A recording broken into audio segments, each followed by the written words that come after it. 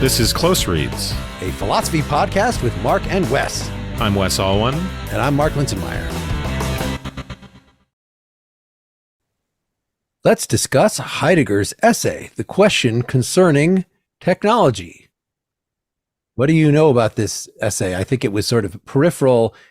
Seemed like it had basically the same message as other things we read by Heidegger. And so we put this off. There was a Knot School that I believe Dylan was involved with, which we can't seem to find that recording anymore. So it is not available on the supporter site for Partially Examined Life anymore.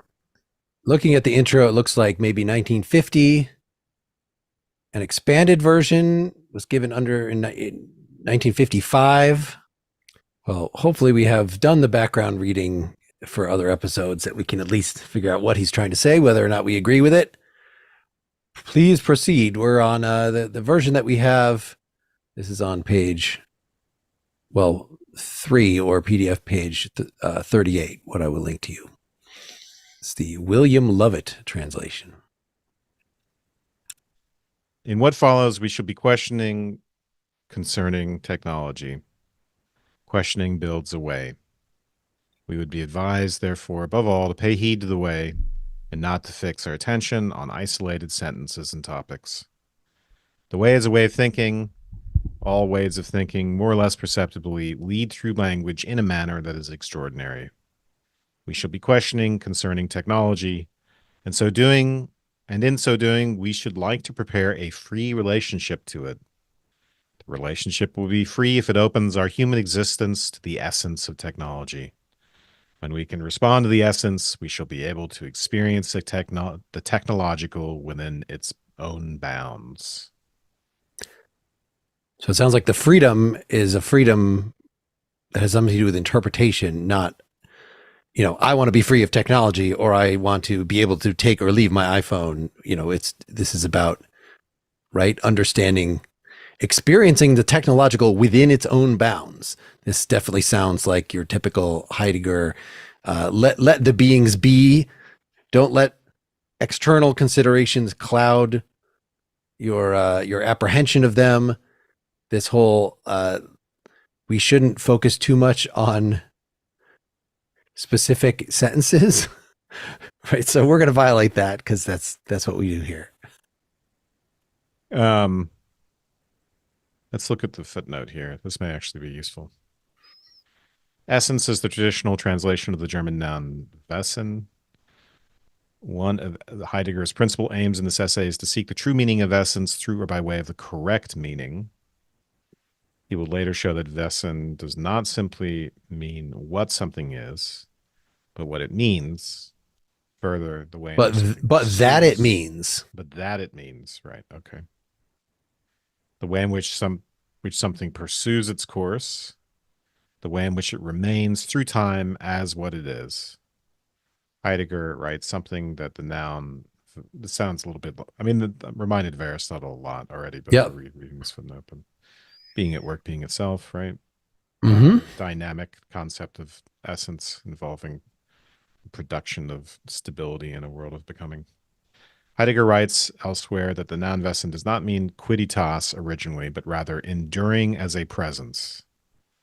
Wesen as a noun derives from the verb wesen, which is seldom used as such in modern German. The verb survives primarily in inflected forms of the verb sein, to be, and in such words as the adjective anwesend, present.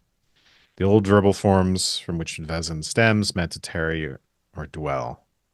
Heidegger repeatedly identifies Wesen as the same as waren, to last or endure. There's a lot more of this footnote. It goes all the way on the other page. Anyway, so we're not going to finish that, but and that's the last footnote we're going to read. It gives you an idea of the kind of wordplay at work, and one of the reasons I get turned off by this very quickly at this point in my life. But all right, well, we're going to respond. There's a lot of free associations you can make to the word in order to uncover this very, very profound thing. Technology is not equivalent to the essence of technology. When we're seeking the essence of tree, we have to become aware that which We have to become aware that that which pervades every tree as tree is not itself a tree that can be encountered among all the other trees. Okay, sure. Essences are different than individuals. Likewise, the essence of technology is by no means anything technological. Thus, we shall never experience our relationship to the essence of technology so long as we merely conceive and push forward the technological, put up with it, or evade it. Everywhere we remain unfree and chained to technology, whether we passionately affirm or deny it. But we are delivered over to it in the worst possible way when we regard it as something neutral. For this conception of it, to which today we particularly like to do homage, makes us utterly blind to the essence of technology. Let's go back to the first point. The essence of tree, that which pervades every tree, is not itself a tree. I think the Aristotle that we read disagrees with that, right? Because he's not a Platonist. The essence is the individual. The essence as an immanent form, individual form, is actually an individuating property. It's not a property, but like a property. Still, even in an individual tree, you could say there's a difference between this material tree and its treehood. So if you want to say it's immanent in the individual, that's fine. You're even saying it is the thing that makes it an individual. Okay, sure. Yeah. It certainly makes it the type. Treehood is an equivocal phrase. It's treehood in general, or it's treehood and immanent instantiation.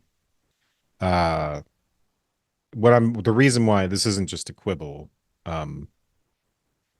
because I want to know why do we need to know this, first of all, in regard to technology. Well, I think he says it. He tells us that if we merely conceive and push forward the technological, then we will not experience our relationship to the essence of technology. So you might say, I know very well what technology is like. I use it all the time. And you talk about it in terms of your concrete relations to individual tools and computers and things.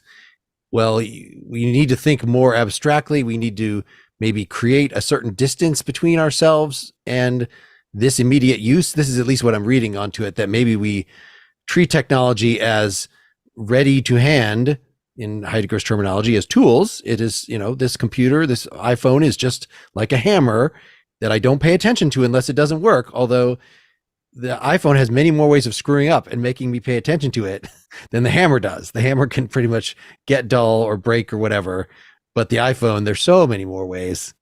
Even just figuring out things about it, that you don't have trouble with a hammer because it doesn't have multiple apps on it. how to switch between them and how to whatever. But is that, hey, you gotta let's just pull back and take a broader view to figure out like what the essence of this experience is, as opposed to merely just considering the tools in themselves. All right. As long as we merely conceive and push forward the technology, put up with it, evade it. All right. So we've got conception.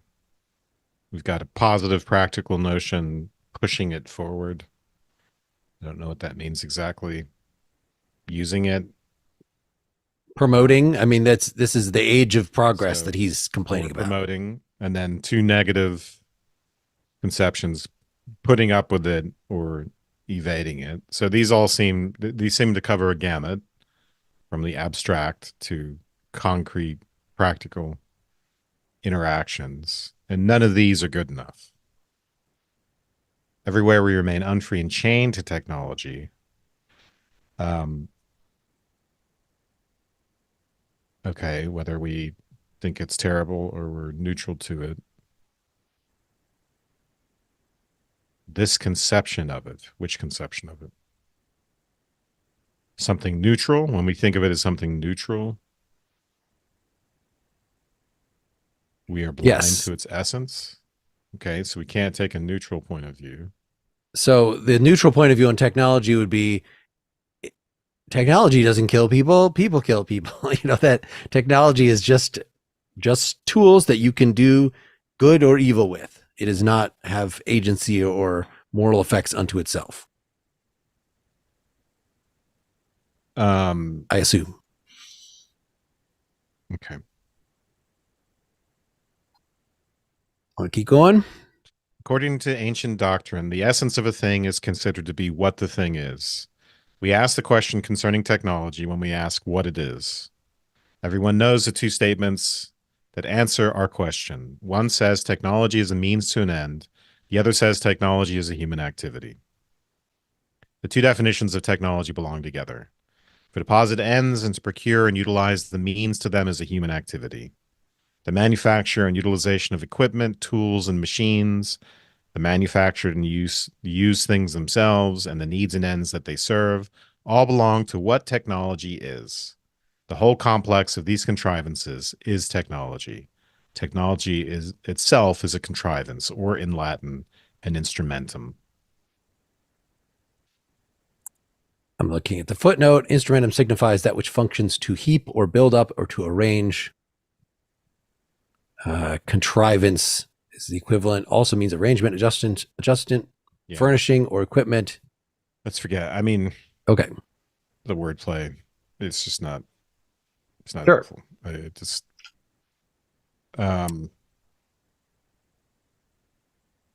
So. Why does he see them as these two statements that everyone knows that technology could be seen as means to an end or as a human activity? And really these belong together. Why is this profound? Yeah, I mean, this again seems to parallel the division above into looking at things from in the inside or the outside. So from the inside, we experience technology as a means to an end, as tool use. And from the outside, we can think of it sociologically as a human activity. Can we put them together? This seems to be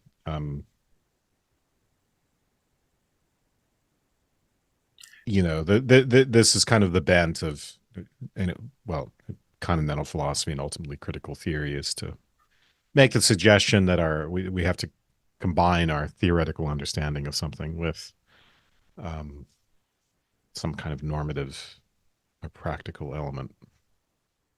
I mean, we'll see. I thought he was saying these two definitions of technology belong together because they're basically both misguided in the same way. They're both different ways of stating, as you said. I like your distinction from the inside and outside. What seems like a perfectly natural assumption of what our relation to technology is, but neither of those gets at its essence at all, really. The current conception of technology, according to which it is a means and a human activity, can therefore be called the instrumental and anthropological definition of technology. Who would ever deny that it is correct? It is in obvious conformity with what we are envisioning when we talk about technology. The instrumental definition of technology is indeed so uncannily correct that it even holds for modern technology, of which, in other respects, we may attain with some justification that it is, in contrast to the older handwork technology, something completely different and therefore new. Even the power plant with its turbines and generators is a man-made means to an end established by man. Even the jet aircraft and the high-frequency apparatus are means to ends. A radar station is, of course, less simple than a weather vane. To be sure, the construction of high-frequency apparatus requires the interlocking of various processes of technical industrial production. And certainly a sawmill in a secluded valley of the Black Forest is a primitive means compared with the hydroelectric plant in the Rhine River. Let me just keep going because he starts the next one with but. So we're continuing the same thought. But this very much remains correct. Modern technology, too, is a means to an end. That is why the instrumental conception of technology conditions every attempt to bring man into the right relation to technology. Everything depends on our manipulating technology in the proper manner as a means. We will, as we say, get technology spiritually in hand. We will master it. The will to mastery becomes all the more urgent the more technology threatens to slip from human control. And the next one is going to also start with but let's stop there.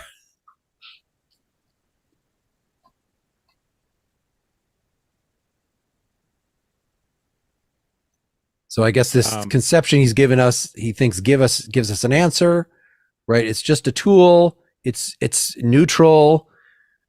And so we just have to make sure that we are using the tool properly, right? We get it spiritually in hand. We're not overusing it. You're not on your phone too many hours a day. You're not using it for evil purposes to destroy the environment, etc. This all seems very reasonable. He's going to give us something that will contrast with this, something that deeper.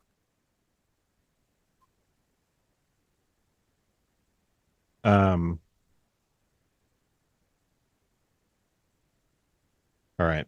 But suppose now that technology were no mere means, how would it stand with the will to master it? Yet we said, did we not, that the instrumental definition of technology is correct, to be sure. The correct always fixes upon something pertinent in whatever is under consideration. However, in order to be correct, that's a great quote in isolation. Yeah. Just always say, oh, Heidegger says the correct always fixes on something pertinent to whatever is under consideration. All right, go on. Correct is not good enough, obviously, but this is going to be something better than correct. However, in order to be correct, this fixing by no means needs to uncover the thing in question in its essence. Only at the point where such an uncovering happens does the true come to pass. All right. So if you wanted to try to relate this to analytic philosophy, fixing reminds me of Kripke's, I think he uses the same word, doesn't he? Something like a fixing. So we can fix things by stereotypes or by so for instance, tigers have stripes, but that's not the essence of tiger. We got to get at the essence by investigation, or water at a phenomenal level has certain properties. Those properties aren't the essence. H2O is the essence. We got to look underneath. So yes, we can give these he wants to treat this definition of technology as a similar kind of fixing at the level of the phenomena, but it doesn't give us the essence. Only at the point where such an uncovering happens does the true come to pass. For that reason, the merely correct is not yet the true. Only the true brings us into a free relationship with that which concerns us from out of its essence. Accordingly, the correct instrumental definition of technology still does not show us technology's essence. In order that we may arrive at this, or at least come close to it, we must seek the true by way of the correct. We must ask, what is the instrumental itself? Within what do such things as means and end belong? A means is that whereby something, he should have started a new paragraph there. A means, this doesn't tell us right away. A means is that whereby something is affected and thus attained. Whatever has an effect as its consequence is called a cause. Wow. But not only that by means of which something else is affected is a cause, the end in keeping with which the kind of means to be used is determined is also considered a cause. Wherever ends are pursued and means are employed, wherever instrumentality reigns, there reigns causality. All right. Just want to back up to true. Only the true brings us into a free relationship. What does that mean, the free relationship? Yeah, we just don't know. It hasn't been any clearer since he said it last time. Yeah. Here. I guess we are, in some sense, subjected to the phenomena level stereotype. There's something rigid about it, or something that goes away when we can get at the essence. All right. So we must seek the true by way of the correct. All right. What is the instrumental itself? So he wants to look at this in terms of cause and effect. Well, what does this question mean? Within what do such things as means and end belong?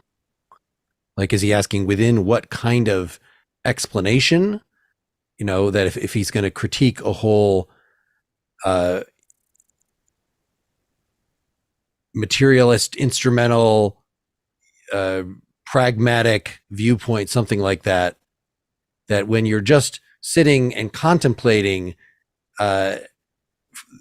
nature for itself, you're fulfilling Aristotle's good life, then maybe you don't think in terms of means and ends. That means and ends is the narrowness that when we actually have to bring in practical goals, then we have means and ends. I don't know if this is where he's going. Well, he ends this by saying that basically saying, okay, there are such things as efficient causes. So one kind of means is an efficient cause. We do one thing in order to cause another. The end in keeping with which the kind of means to be used is determined is also considered a cause. So this sounds like a final cause. So the means is a cause and the end is a cause. So the end is a cause, at least, obviously, we're talking about teleology now. We can see it most clearly with human intent. So the end is a cause in the sense that we have the ends in mind, and then we act because we have those ends. For centuries, philosophy has taught us that there are four causes. The material cause, the matter out of which, for example, a silver chalice is made. The formal cause, the form, the shape into which the material enters. The final cause, the end, for example, the sacrificial rite in relation to which the chalice required is determined as to its form and matter. And the efficient cause, which brings about the effect that is the finished actual chalice, in this instance, the silversmith. What technology is when represented as a means discloses itself when we trace instrumentality back to fourfold causality. Okay, let's see if he's got this all right. Yep, the matter is the silver. The formal cause is the shape. The final cause. So the final cause here would be the plan of the artist. He calls it the sacrificial rite. Okay. Because we will use it. We will use the chalice for a sacrificial rite, not that. So I'm just to create a chalice, you have to kill a bunny. I'm trying to point to the fact that he's making a tweak here. So for Aristotle, it would be the final cause would be the artist's conception of the shape of the chalice. I mean, I feel like we argued about this in a recent discussion a little bit, that I think part of this is what you think the chalice is for. So it has a purpose, and thus the creator has a purpose in designing it that way to fulfill the purpose. So I think this is not a tweak. This is just one of the, Yeah. Right. So what we're going to use it for is part of the plan, let's say.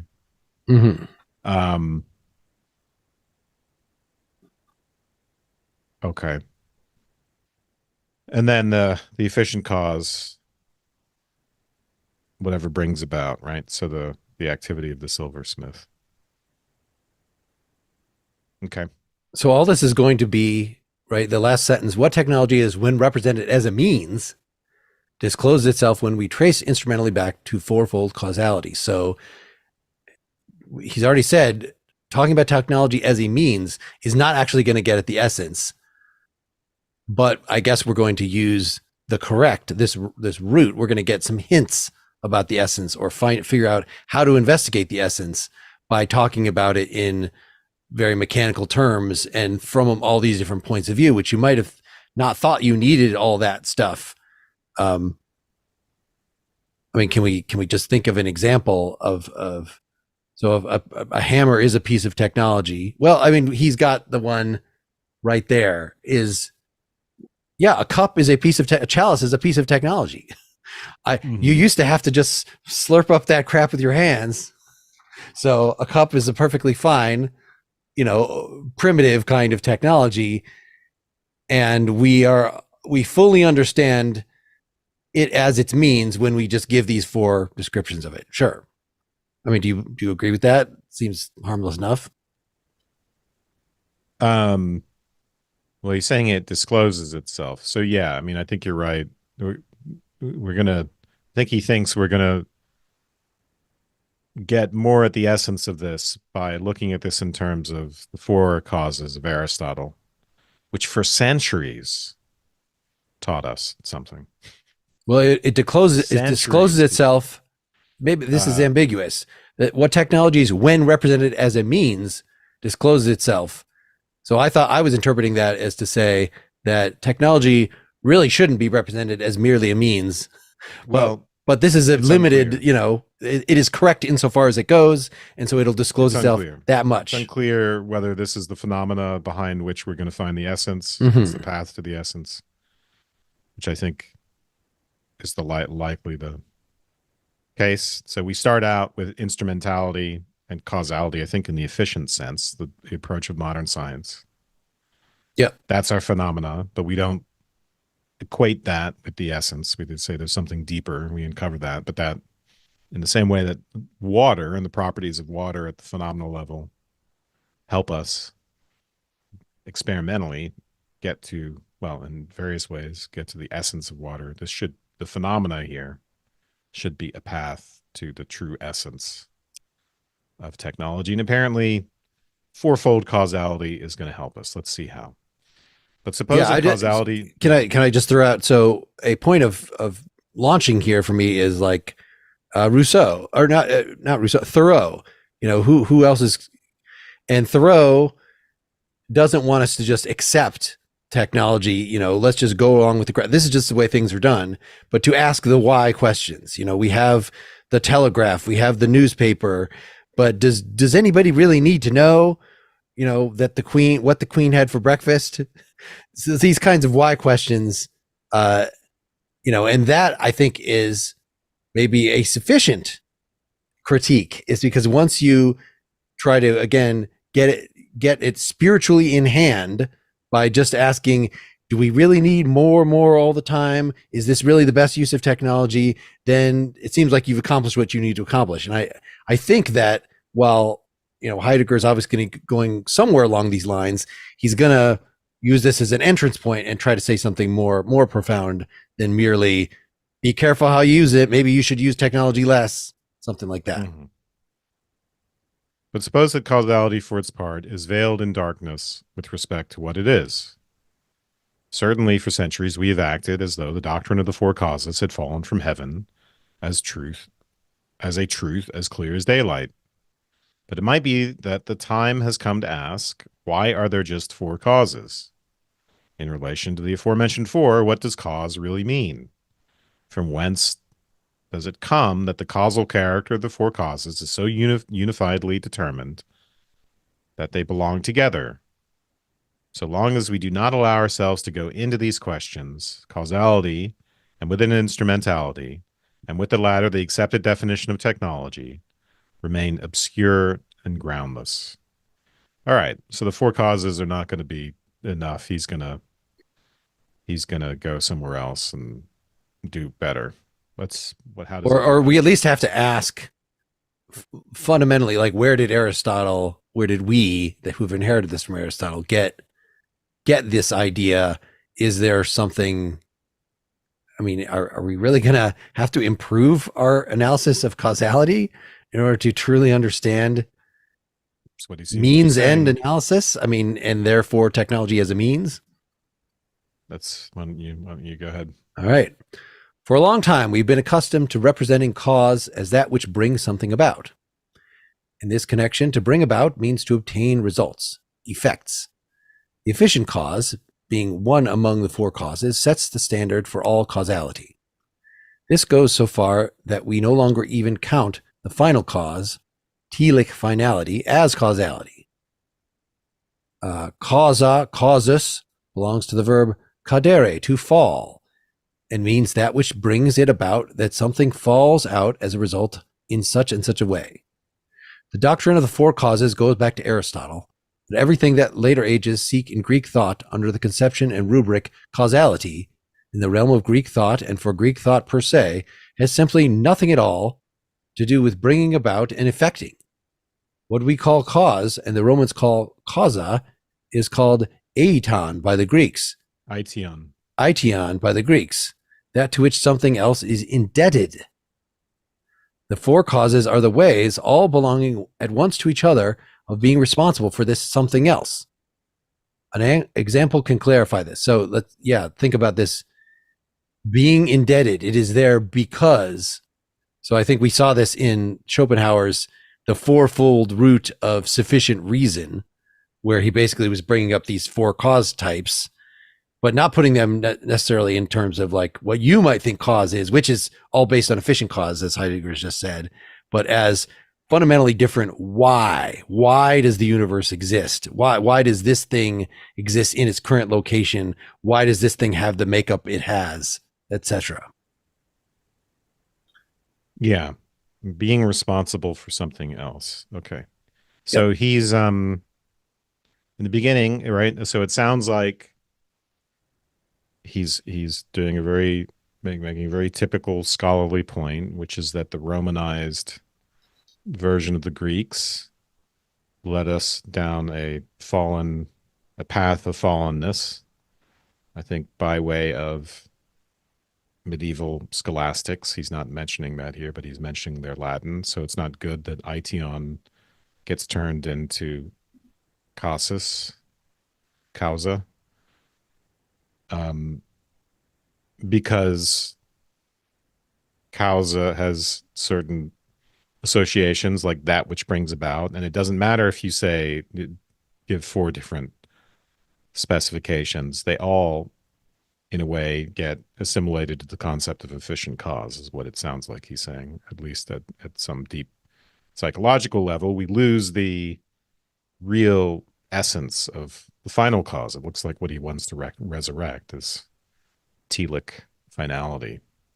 The final cause, I think he's suggesting here, should be the one that is our paradigm, is the one that holds sway, not efficient causality. We look at everything through the lens of efficient causality.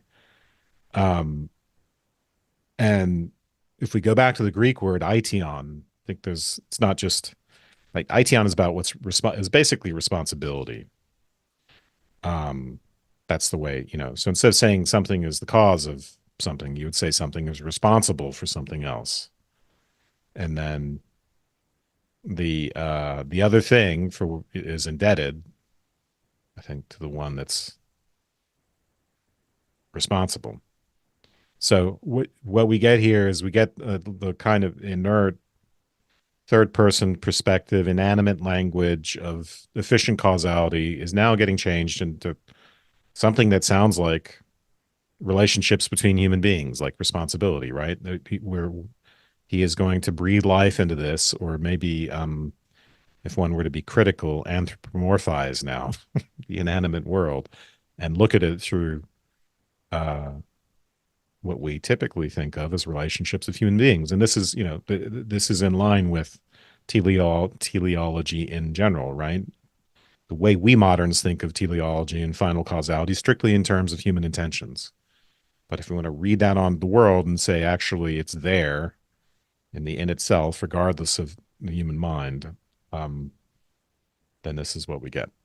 So, yeah, this brings to mind something theistic to me, that if you want to say, like Malebranche does, that the only real cause of anything is God. Everything is indebted, owes its existence to God. That's if you're going to say indebted is the best translation, then that seems a much more natural thing than to say billiard ball B's movement is indebted to billiard ball A's movement, because billiard ball A bumped into billiard ball B and caused. So billiard ball B says, thank you for the movement. I'm indebted to you for this movement. Whereas if the whole thing requires some sort of ontological framework like God to sustain it, then yeah, actually every little step is indebted to that ultimate cause. Maybe I'm Yeah. just taking this too literally. Well, no, I mean it's interesting because it came up in our Ellis episode as well. If we're essentialists, we want to see the powers immanent in the world. We want to see um, causal powers as real dispositions in the things themselves, and not as Malebranchian laws outside of the, Yep. or we're not. We don't want to make God the only real causal power, sort of an inert world of matter with causal laws um, running it. You know, the God's laws kind of pushing everything around. Sorry, but maybe let's look at the example. Maybe that'll help. But we want to find out. We want to find out how this word responsible helps us, and Sure. that should be the common feature of the four causes and the new lens through which we look at causality, responsibility instead of causality. Silver is that out of which the silver chalice is made. As this matter, hule, it is co-responsible for the chalice. The chalice is indebted to, owes thanks to, the silver, for that out of which it consists. Thank you, silver. I love being a chalice. But the sacrificial vessel is indebted not only to the silver. As a chalice, that which is indebted to the silver appears in the aspect of a chalice and not in that of a brooch or a ring. Thus, the sacrificial vessel is at the same time indebted to the aspect of chaliceness, the eidos, or the form. Both the silver into which the aspect is admitted as chalice and the aspect into which the silver appears are in their respective ways co-responsible for the sacrificial vessel. So Heidegger is giving us his version of what scholars call hylomorphism for Aristotle, this dual indebtedness to form and matter in the being of a thing. It takes a village. The chalice maker says, I made that. You didn't make that, chalice maker. It owes its existence just as much to the matter and to the form that you put into effect. That's right. But there remains yet a third that is above all responsible for the sacrificial vessel. It is that which in advance confines the chalice within the realm of consecration and bestowal. Through this, the chalice is circumscribed as sacrificial vessel. Circumscribing gives bounds to the thing. With the bounds, the thing does not stop. Rather, from out of them, it begins to be what, after production, it will be. That which gives bounds, that which completes, in this sense, is called in Greek telos, which is all too often translated as aim or purpose, and so misinterpreted. The telos is responsible for what as matter and for what as aspect are together co-responsible for the sacrificial vessel. All right. So let's go slow on this one. That which in it. Okay. So the telos normally we're going to think of as, well, in two ways, right? In artistic production, Aristotle is constantly on about this parallel. In artistic production, it's what's in the mind of the artistic maker, and maybe we could think of it culturally, right? So the chalice maker has a plan in his head. There's a form in his mind. It's like the sperm, on analogy to the sperm in nature. It's a form in his mind, and he's going to bring the chalice to be out of that form. And then we could go further and we could say, well, that form is, it's there culturally as well. It's being propagated from mind to mind. Okay. So in nature, the form is there in the parent and gets transferred through the seed of the parent. But it's a similar sort of phenomena, except it doesn't involve intent. All right. In this case, what he wants to say, the telos is that which in advance confines the chalice within the realm of consecration and bestowal. Okay. So a chalice, I mean, I think we have to think about this in terms of Well, it sounds like a, you know, conceptual context or pragmatic context. I don't know. How do you read that? I mean, I was reading it. It sounds like the individuating form, but clearly it's not. I mean, the form is what gives bounds. It what, but we want to. It's not the formal cause. It is not merely the shape of a chalice. It is sort of maybe an. He wants to interpret telos as a social aspect of the form, right? That you've got the physical form, but then you've got its social form, its function. Well, in Aristotle, right? So the formal cause is the form as instantiated. The final Mm-hmm. cause is that the form as the twinkle in the eye of the parent, or the plan in the mind of the artist. So they're still both formal in a sense, but um, the telos um, is there in, its potential. There's a potentiality aspect to it, but that which so but this is a weird way to talk about the telos. Mm-hmm. That which confines the chalice within the realm of consecration. So what is it that confines the chalice in that realm? Well, it's cultural and religious context, or it's a conceptual scheme, right? The chalice can't be what it is except in terms of pre-existing human practice. Um, Chalice is not a chalice, right? In a world in which there are no human beings. So he seems to be, yeah. I mean, I think this is what you were saying, but yeah, what's included in the final cause for him is this cultural, social element. So he doesn't want to translate it as aim or purpose, I suppose, because that sounds like the aim or the purpose of a particular person. So the telos is responsible for what as matter and for what as aspect, which is the word that he's using for form, are together co-responsible. So that's a confusing sentence. It's responsible for what as matter.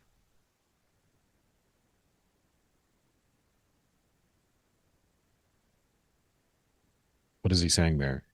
So matter and aspect are together co-responsible, and the telos is responsible for that, the fact that together. The fact of their combination. Okay, that's right. Yeah, Yes. so that fits. But again, it's here.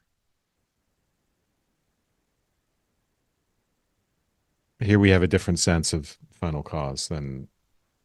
Do we want to say anything more about that? Because this isn't something I really had thought much about. Um, I think we should just see if he adds some more details because right. I'm not sure where this is Go for going. it. Finally, there is a fourth participant in the responsibility for the finished sacrificial vessels lying before us ready to use. The silversmith.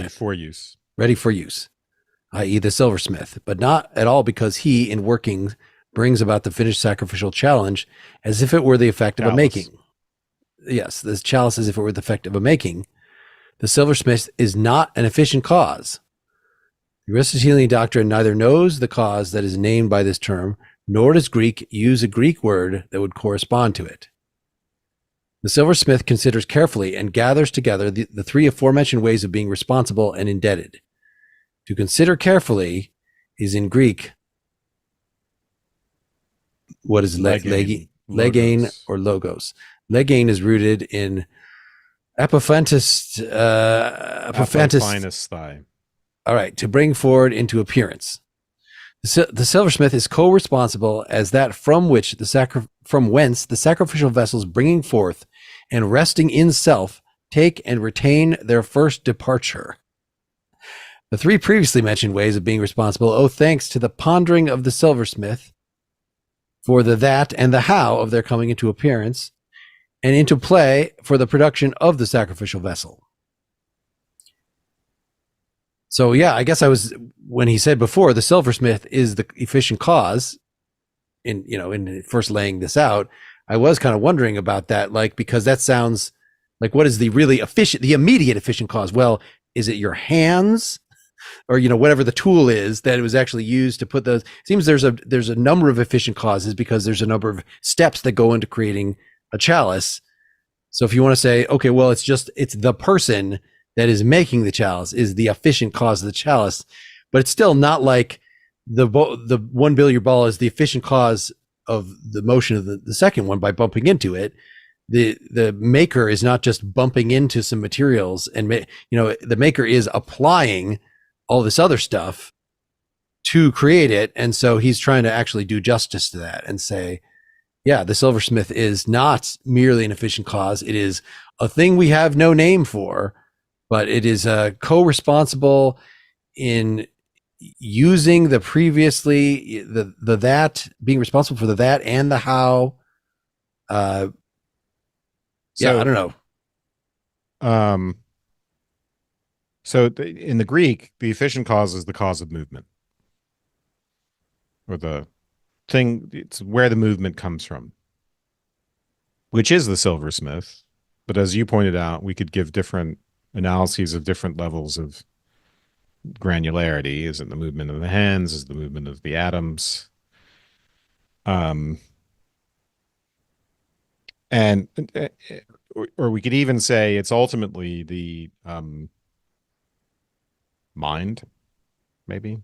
Where's the efficient Yeah, cause in the natural case? In the natural case, the efficient cause is I think the right, the sperm as well. So sperm and egg. But I can't remember it precisely enough. All right. So what is he saying here? He wants to reform our conception of efficient cause. So we're not just thinking about the silversmith, but what? I know you just said this, but say it again. I thought he wasn't saying we need a new way of talking about efficient cause. Is saying we need a new way of talking about sort of to replace efficient cause. Perhaps we need a new way to talk about the creator that takes into account more of what into making it rather than, oh, it's just the efficient cause. It's just the bumper. If you want to take. Well, I think part of what, I mean, maybe part of what he wants to say here is that, I mean, I think he might be going in the direction that I was going in, with thinking not so much about material efficient causes as we do in modern science, but what happens in the mind of the silversmith, and specifically the way in which what's going on in the mind of the silversmith incorporates all the other causes. So the formal, the material, and the final. So that we can't just talk about the efficient cause in isolation. We have to talk about it in terms of those other causes. So Yeah. when he brings something forward into appearance, produces a phenomenon, produces an appearance from the formal form he has in his head, matter in the world, combining the two, and thinking about the the final cause doesn't, not the overall purpose exactly, but anyway, the three previous mentioned ways of being responsible owe thanks to the pondering of the silversmith for the that and the how. So the efficient cause, in a way, is on his account. The other causes owe their owe their being to it.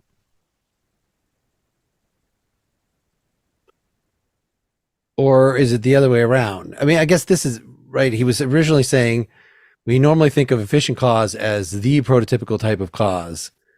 And he actually wants to say, no, actually, efficient cause is not even what we thought it was. It is indebted to, it makes use of the other kinds.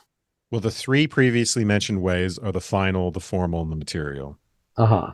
So yeah, he is amending our conception of efficient cause. It's not what we normally think of it. Yep. And he doesn't even like that way of putting it. But this fourth cause is the one to which those other three owe their gratitude. All right. They owe their gratitude to the pondering of the silversmith. Okay. Right. The All right. pondering is getting at those other things, though, right? That's what the pondering is, a grasping of. I don't know. This is. Well, yeah, the pondering. We really need the pondering of the silversmith. Without the pondering of the silversmith, we're not going to have any chalices. Let's just face the facts. You No chalice, I'm chalice. going to take you No to pondering. No Ponder chalice. Town. Now, that's the good thing about nature is you don't need anyone to ponder shit. It just does it all itself. You just need sex. No pondering, just sex. All right. Should we keep going? Thus, four ways of being responsible hold sway in the sacrificial vessel that lies ready before us. They differ from one another, yet they belong together. What unites them from the beginning? In what does this playing in unison of the four ways of being responsible play? What is the source of the unity of the four causes? What, after all, does this owing and being responsible mean? The thought as the Greeks thought it. Today we are too easily inclined either to understand being responsible or being indebted moralistically as a lapse, or else to construe them in terms of effecting. In either case, we bar to ourselves the way to the primal meaning of that which is later called causality. So long as this way is not opened up to us, we shall also fail to see what instrumentality, which is based on causality, actually is. I think I need to keep going. Yeah, good. Okay. Let me just make sure I understand it. Too easily inclined to understand responsibility and indebtedness moralistically. It's just kind of a, I don't know, you're the one, Heidegger, who wanted us to see causality in terms of these anthropomorphisms, pragmatic anthropomorphisms. Now you're saying that might mislead us. You don't understand what indebtedness amounts to. It's not about being indebted moralistically or being affected by, which is what I just told you, that we're using indebtedness to describe causality, which is being affected by. But this is the thing about teleology. You want to grasp at concepts that sound like they implicate human intention and human morality, normativity, but you want to say they do it without actual human morality and normativity. So, but if we do that, we bar the way to the primal meaning. Ooh, the primal meaning of causality, and we need that in order to understand instrumentality. All right, so I'll keep going. In order to guard against such misinterpretations of being responsible and being indebted, let us clarify the four ways of being responsible in terms of that for which they are responsible. According to our example, they are responsible for the silver chalices lying ready before us as a sacrificial vessel. Lying before and lying ready, hypokesthai,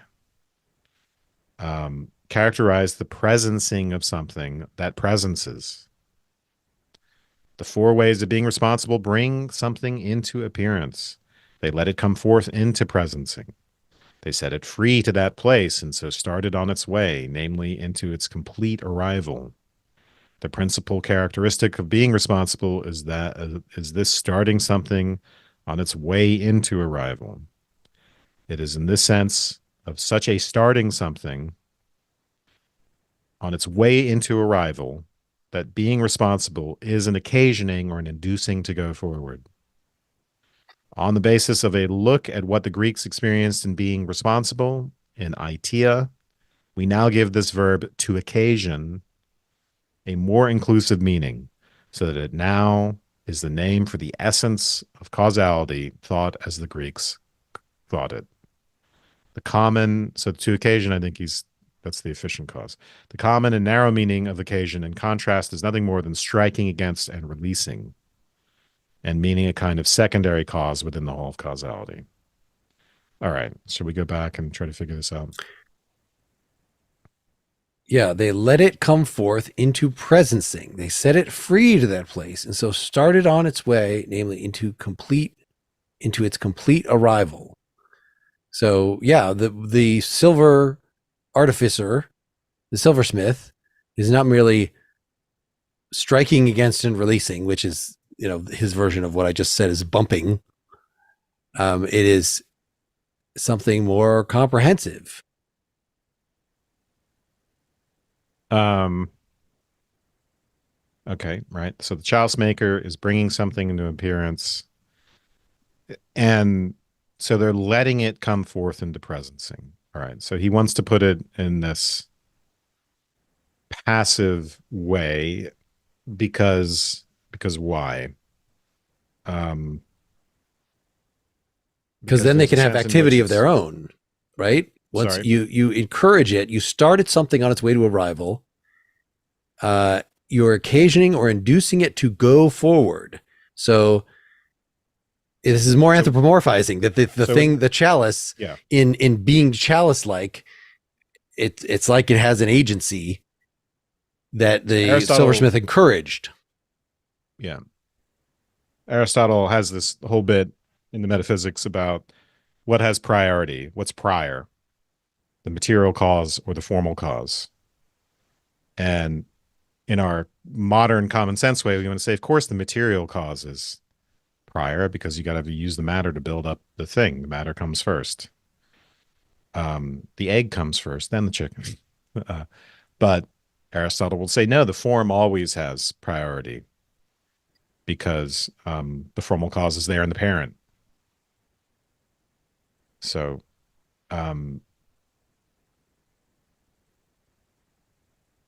is that right? Is it the formal cause in the parent? All right, let's just not even think about that. But the point is, regardless of all that, you are making me think that it's all that from memory. But the point is that it's not as if the chalice maker is a facilitator. Let's put it that way. Chalice maker didn't invent the chalice. The form of the chalice pre-existed. It pre-existed culturally. To be a chalice depends upon all this cultural context. They're coaxing. Maybe coaxing is even the wrong word, but they're letting it. So he wants to think of it instead of a bumping, as you put it, where there's a letting. And the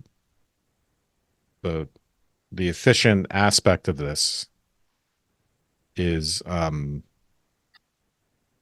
it's a way of, having a pre-existing form make its appearance in the world, as opposed to, moving shit around, and then voila, I get my chalice. And I'm hoping that the final, quasi agency of the thing is because this is phenomenology. And so things rise to our attention. They rise to they jump out of the background. So that is the way. It's just in my perception is the way that things, or not perception, because he's not, he's post-Cartesian. So in my being in the world, things appear as salient. And that's right. The creator sort of set them up and let them do that. And in fact, that's what we have to do by just stop, focusing on traditional ways of regarding things. We have to let the beings be and to come forth with their essences exposed. Leave beings alone, goddammit. Leave them alone. They've had enough of this. If you love some beings, set them free, and then they will come back to you. They will arise, but in ways that are more honest to themselves and not the ways that you were trying to conceive of them. Yeah. That is such a dumb thing, but I think that might be a pretty accurate description of this. Wow. We've hit our time. We're making good progress. We're fine. Yeah. So 8 pages, or it would require at least 2 more sessions, if not more, to get through this, and we might just get through enough until we feel like we got the point. 2 more sessions, but we might, and there's some long footnotes that we can skip. So up to page 35. Yeah. All right. Well, let us know if you like this. hopefully our slight sullenness about it, we're gonna strap in. We're gonna be enthused to get through the rest of this. This is not gonna be Give a us a slog. rating. If you want to facilitate us appearing again, whatever it is. You want to coax us into being Cool.